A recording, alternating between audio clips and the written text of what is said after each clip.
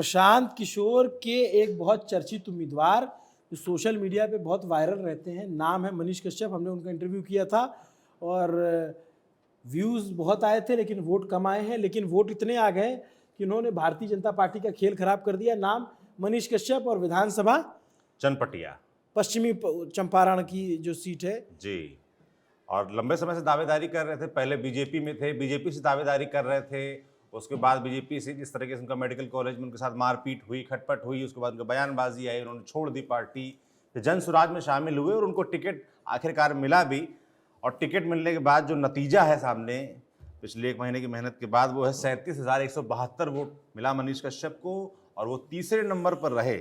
मगर एक खेल उन्होंने कर दिया, उन्होंने खेल ये कर दिया कि जिस बीजेपी से उनको टिकट नहीं मिला उसको हरवा जरूर दिया है। यहाँ पर कांग्रेस के अभिषेक रंजन मात्र 602 वोटों से चुनाव जीते हैं। उमाकांत सिंह बीजेपी के 86,936 वोट पाकर चुनाव हार गए हैं। और मनीष कश्यप जिसको कहा जा सकता है भाई कि प्रशांत किशोर के सबसे वायरल प्रत्याशियों में से एक थे, वो 37,172 वोट पाए। तो नंबर, वोट का नंबर तो ठीक है, मतलब अगर पहला चुनाव उनका था ना, पहले भी लड़ चुके हैं, पिछला चुनाव लड़ा उन्होंने, हाँ निर्दलीय लड़ चुके हैं, निर्दलीय लड़े थे। इस बार जनस्वराज के उनको टिकट मिला और 37,000 वोट पाए हैं। शाम को मैंने उनका पोस्ट भी देखा जिसमें वो कह रहे थे कि कोई बात नहीं, अगली बार फिर प्रयास करेंगे। तो ठीक बात है, राजनीति में है तो प्रयास तो सबको करते रहना चाहिए।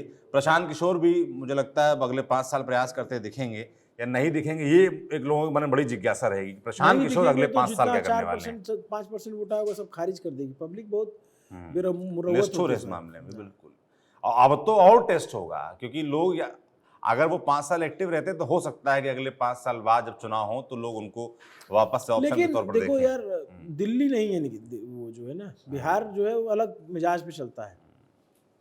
हम लोग जब बात कर रहे हैं, पिछले रात से जगे हैं, सोए नहीं, 2-3 रात से लगातार कवरेज चल रही है, लेकिन उसके बावजूद जो राजनीति करता है उसको भी ऐसी मेहनत करनी पड़ती है, रात रात जगना पड़ता है, प्रचार करना पड़ता है। प्रशांत किशोर पिछले कुछ वक्त में तो मेहनत कर रहे थे। नहीं, मैं दूसरी बात कर रहा हूँ कि आप जब तक नेता ऐसे नहीं जोड़ेंगे जो अपने दम पर कुछ वोट ला पाए, जैसे भाई अब 37,000 वोट मिला मनीष कश्यप को, तो मनीष कश्यप मैदान में डटे रहे तो हो सकता है अगली बार कुछ इनका हो जाए, अगर इन्होंने ईमानदारी से प्रयास किया तो, या फिर जो भी नेता है वो। और लेकिन ये कहिए कि सिर्फ जो है सोशल मीडिया पे टीम लगा के वायरल होकर के और उसमें अच्छी बातें कर करके, भाई वो राज्य के हित की बात कर रहे थे, उनके मुद्दे थे उसमें, तो वो राज्य के हित की बात कर रहे थे, लेकिन जनता को ने क्यों नहीं माना? जनता इतनी बेवकूफ़ तो नहीं है, उसको लग रहा था ये जीतेंगे नहीं। आरजेडी वाले को लग रहा था कि इनको वोट, बात तो ठीक कर रहा है, वोट दे देंगे, लेकिन एनडीए वाला नहीं जीत जाए। एनडीए वाले को लग रहा था प्रशांत किशोर बात तो ठीक कर रहा है, दे दें क्या वोट, लेकिन फिर उसको लगता था आरजेडी वाला नहीं जीत जाए। इसी चक्कर में दोनों तरफ वाला नहीं किया, जो नोटा को थोड़ा ज़्यादा जाता था और आसपास के जो लोग थे उन लोगों ने मिल करके वोट किया, उसका जितना वोट आया तो ये स्थिति है।